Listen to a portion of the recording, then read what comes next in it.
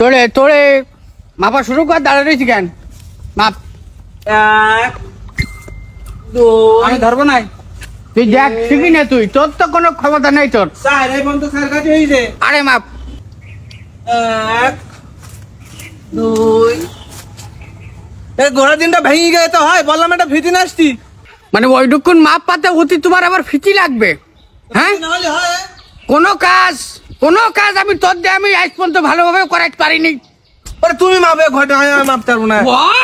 বাপের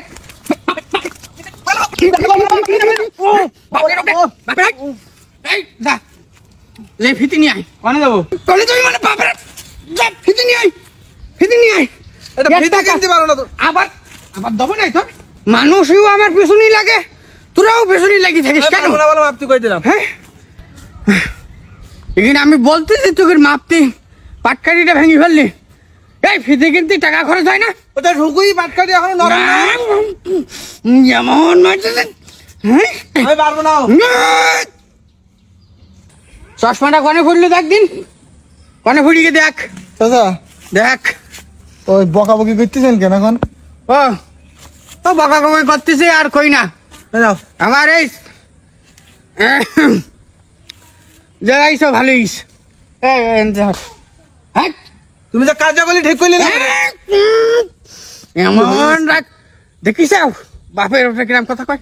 তো কিছুই বুঝতে পারছি না, সকালবেলা তো দেখি নগর ভগর করে বকতি আছেন, কি হইছে বকতেছি খোকা? তুমি এই জায়গাটা একটু দেখো দিন, দেখ কিরাম হয়।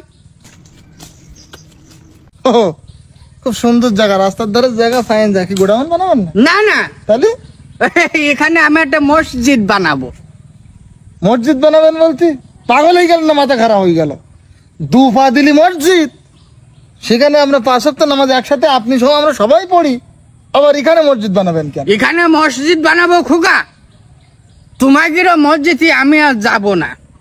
আমি এখানে ব্যক্তিগত আমি মসজিদ বানাই, আমরাই নামাজ পড়বো, আমরাই কয় বাপ পড়ি। ও মসজিদ আবার আমাকে রইল কি করি? হয়ে গেছে, আপনার বাপ দাদারও জমি দিয়েছে, আমরা সবাই মিলে বানালাম, আমাদের মসজিদ। এবার এখন আমাকে একটা শুধু আমাকে রয়ে গেল কি? হইছে খোকা হইছে, আমাদেরও মসজিদ আর আমাকে নেই।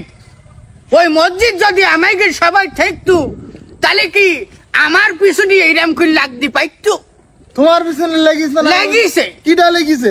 ওই যে ইমাম সাহেব প্রতি জুম্মায় ওয়াজ করে আর সুদীর কথা বলে, আর আমার দিকে আঙুল নাড়াই ওই আমার দিকে।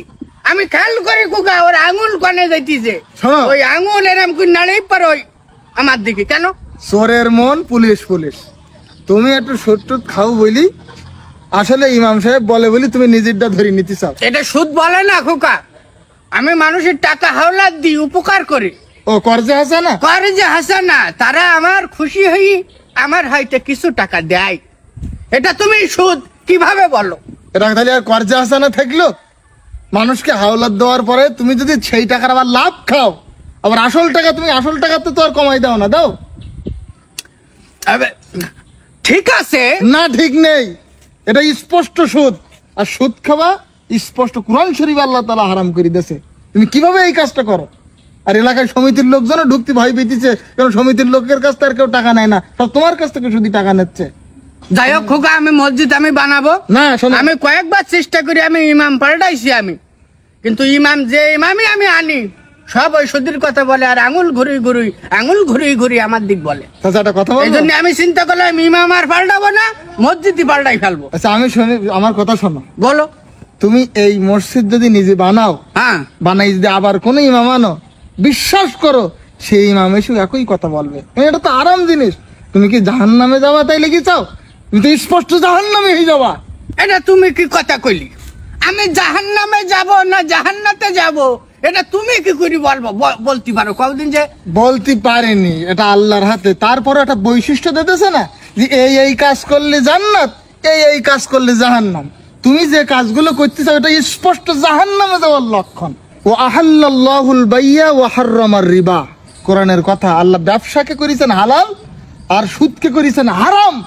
তুমি ব্যবসা করো, সুদ খাই না চাচা, তাই সুদ খাই না। হ্যাঁ, তাহলে আমার তো মসজিদ পাল্টাই আমার কোনো লাভ নেই, আমার নিজের পরিবর্তন হইতে হবে। জি, এইটাই মূল কথা। ঠিক আছে খোকা, তাহলে চলো। তাহলে আর বানাবো না না না, আমি ভুল বলতে পারিছি। আচ্ছা ঠিক আছে।